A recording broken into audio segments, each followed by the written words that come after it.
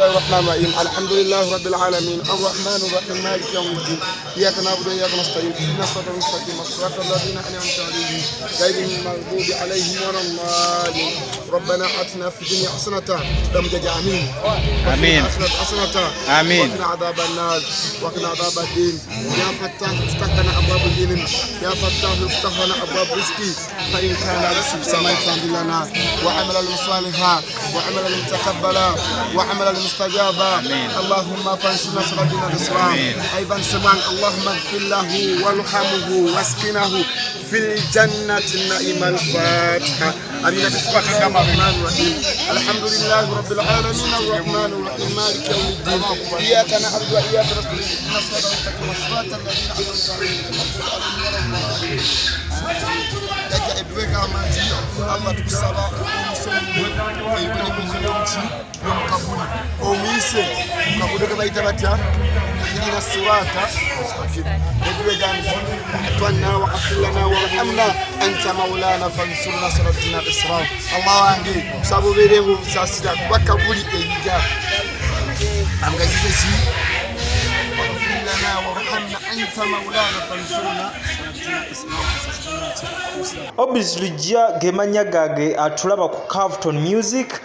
channel Kabuna Mawanga channel achemanyi nti omuna Uganda ali eyo ng'owulira olulimi Oluganda ng'era osobola okubanga omanya ki ekitambula mu ggwanga lyo Uganda n'ebweru wa Uganda gy'olina okubeera nga always ocheckingangako n'omanya ki ekitambula akawungezako olunaku olwaleero tujjidde mu mbeera yakubatuusaako ki ekigenze mu maaso mu lumbe lwa Ivan Ssemwanga olubaddewo mbeera nga tujjukira omugenzi Don Ivan Ssemwanga luze mu kiseera kituufu nnyo nja kutegeeza nti Desemba ono twamuwa abantu balinawo akasente bantu mwezi gubera gwa kweraga abantu babeerawo always okwera bakangakangamu wano batuwa parties ez'enjawulo era nga ddala twaguba kwasa nti mwezi gwa basama kutulaga ku sente faweera basigala eno nga tukikwasaganya mu ggwanga Uganda so mu mbeera eno Olumbe nalwo lwasobodde okubeera nga lubeerawo era abantu ne babeera nga batanize up mu namba ennene ennyo weti so Olumbe lwawukanye ku nnyimbe abasinga ze mumanyi eyo nti ennyimbe abantu bajja ne basigala nga tebakyali mu kukungubaga bakyali mu kunakuwala okw'omuntu abeera yabafaako naye mu mbeera eno lwabadde more of the show Lumbe lwalabikidde ddala nga kivulu stage zabaddewo disco yabaddewo ba MC babaddewo baana bazinye endongo abatuuze bazinye endongo abantu beeraze Shiradon Zera omukolo yagufudde gugwe n'asinga ne Zari nalweiso Zari asinga okwagala obutaala Shiradon Zera omulundi guno yamusinze okubeera nga yeejaga omukolo guno yagabye ssente netunulira gayi wa Shiradon Zera n'amutambulirako nga yenna avuddeko buwalaji bumukubye naye nga ayongera okubeera nga naye ssente za Shiradon Zera azigabanga ezize which is okay naye ng'embeera bagikwasaganyiza bulungi nnyo kwegamba omukolo guno ne gutambula mu mbeera nti ab'ekayunga bo tebayinza gwevuma mu Desemba ono kwegamba mu mbeera nti bo baafunye kivulu naye ng'okubategeezaako Ivan Ssemwanga yafanga ennaku z'omwezi 25 omwezi ogwokutaano 2017 yafiira ku myaka 39 egy'obukulu ono yafuna yalwala nabeera nga atwalibwa mu ddwaliro lye bayita Steve Biko Academy Hospital in Pretoria, South Africa era nga lino eddwaliro mwe yafiira nabeera nga yaddizibwa wano ewaka ku butaka nabeera nga yaziikibwa saidi z'ekayunga Bugerere so mu mbeera y'emu musajja Munnayuganda wadde yasinga kuwangaalira mu Pretoria, South Africa gye yalina businesses ez'enjawulo okuli amasomero ne businesses endala era nga business ezo nakati zikyagenda mu maaso n'okubeera nga zitambula under supervision ya Zari the boss lady so musajja yali mugagga ebyaddala being nti yali businessman ng'era yali abalirirwamu miliyoni 8.8 eza dola era nga ezo sente zibeera sente za ddala oziza mu sente zaffe ez'e Uganda ng'era mwana mulenzi ono yasobola okubeera nga akikwasaganya bulungi nnyo yazaala alina abaana be yazaala mu Zari Zari the Boss Lady naye nga mu kaseera bwe yafiira Zari baali tebali mu nkolagana nungi na Ivan Ssemwanga ng'era Zari yali asobodde n'okubeera nga yagenda mu bufumbo obulala obw'omuyimbi Omutanzania amanyikiddwako nga Diamond Platinum. So eno embeera ya Ivan Ssemwanga yasobola okubeera ng'emutabukako nga tali na Zari the Boss Lady naye nga Zari yasobola okubeera nga amudduukirira n'agenda mu ddwaliro e South Africa n'abeera nga amulabirira ng'ava mu bufumbo bwe yali alimu obwa Diamond Platinum n'abeera nga yaddako ewa taata w'abaana alabe embeera y'obulamu bwe bwetambula. So embeera yatambula bubi nnyo, teyasobola kubeera nga ataasibwa mu bulwadde bwe yali ayitamu mu mbeera y'obukosefu ng'era kigambibwa yali afunyemu obuzibu n'omutima gwe, so teyasobola kubeera nga asimatuka n'abeera nga bambi yatuva ku mwaso mu mwaka ogwo 2017. So tekaali kaseera kangu nnyo eri eggwanga Uganda, eri abadigize mu ggwanga Uganda, eri abayimbi mu ggwanga Uganda abaali babeera mu pateze ez'enjawulo lwa nsonga nti Ivan Ssemwanga buli kuddako mu December yalinga pate kwalinga kunyumira, abayimbi bafunanga kasente ng'era bwe bakutimba nti ogenda kola ne Rich Gang kyekibiina kye yali alina omuli abantu ab'enjawulo bwe yatambulanga nabo ng'omanya bumanya nti akasente katuuse mu nsawo yo. So mu mbeera eyo Zari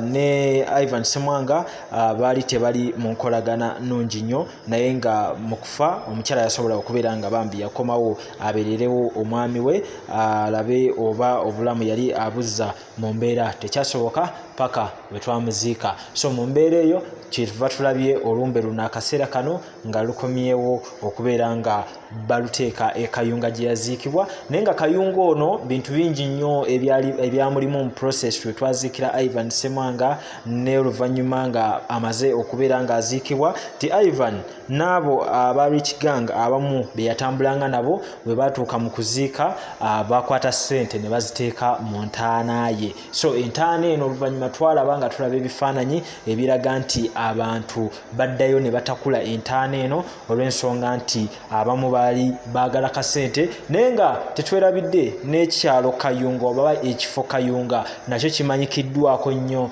okubeera ebimu ku byalo ebibeeramu abasezi abatambula ekiro ate nga ffenna tukimanyi nti abasezi bamanyikiddwa mu kulya abafu. So mu mbeera eyo tuyinza okuba nga tugamba kasente naye nga abasezi baali nabo baagala kubeera nga munnaye bakwasaganya embeera z'omugenzi okulaba nga emibiri gye bagukwata okubeera nga bagweddiza sayidi awo. So mu mbeera eyo twalabye abantu abazze mu lumbe Shiradon Zera webale nnyo wabugumiriza obumbe Zari the Boss Lady webale kubeererawo taata w'abaana bo omugenzi then ne tulaba n'abantu abalala abazze twali tusuubira okulaba abantu abakyeyita abagagga paka kati oluvannyuma lwa Ivan Ssemwanga okuvaawo naye nga abamu abateeraganya ate kati be baalabise abeeraga ennyo siyinza kulekayo mwana mulenzi Don Bahati Lubega nti oye ne watuna mu kamera ye ne wava mu statement yonna kati agamba y'empologoma byonna ebyamutuuseeko mwabirayo mu show ye gye yategese ku club governor ng'era eno show yagimaliddeho mu mbeera nga ecupa emaze okuba nga emukubwa ku mutwe ng'era omusaayi gufuluma. Nja kunnyonnyola nti embeera yonna yavudde ku abantu abadde bazze mu pate eno okugamba nti ekituufu talina ssente yabafeze ali ku kawaani yesudiya yabasuubiza open bar tebalabye ku open bar abantu be beegulidde omwenge then yabasasuziza ssente awe tuvaawo Bad Black atasiba square yabadde omu ku bantu ababadde ku ttiimu y'omugagga Don Bahati Lubega ng'amuwadde invite era ng'amutadde ku muto guno ogusinga okusalawo okwabadde ne Don Zera naye nga Bad Black kigambibwa mbu yasobodde okubeera ng'akwata mu kisawo ekyabadde kiri awo around omugagga ku pate eno mwayabadde asuubira nti mulimu ssente eziwera n'asanga nga mulimu bijaketi so kyanyingiziza Bad Black n'abeera nga yamuyisiza bubi nnyo n'amukuba eccupa then n'amugamba nti taddangamu okubeera ng'afera abantu. So mu mbeera eyo aw'ekyo pate ya Don Bahati Lubega yatambudde so nga mu mbeera wabanga yeeyita omu ku mpologoma ezasigalawo mu ssente pate n'etambula mu mbeera eyo then nze ngamba nti nzikiriziganya n'Abannayuganda badde mu pata eyo nti tetukyayina bantu balina kasente basobola kukola Ivan Ssemwanga kye yakola. So embeera wetu etambula, twongera okuba nga tulaba bantu bangi nnyo abakyajja. You never know, mu myaka egirijja mu maaso eyo tomanya tuyinza okufuna era Omunnayuganda anaabakozeemu ebbanga n'abalinamu akasente najja n'ajoga kyekimu ng'ono blood we yatukoleranga. Naye nga RIP Don Ivan Ssemwanga, wummula mirembe amidst byonna ebize bitambula mu mboozi wakati wa famire yo, mu mboozi wakati w'abantu bonna abaafunanga akaseera akalungi. So ffe tujja kugamba kimu nti wummula mirembe, Katonda akukuume abeere ng'akulamula mirembe paka ate era naffe we tuli kwegattako, naye nga kyekyo kyabadde ekayunga. Ngenda kwongera okuba nga nkulaga ebifaananyi in details. Obis Lujja ge mannya gange, always nabasuubiza nti ngenda kubeera nga mbawa ebintu byonna nga ebitambula mu side of entertainment. Tubeere nga tukwatagana nate akuume atakuumira mpeera 2020 more fire.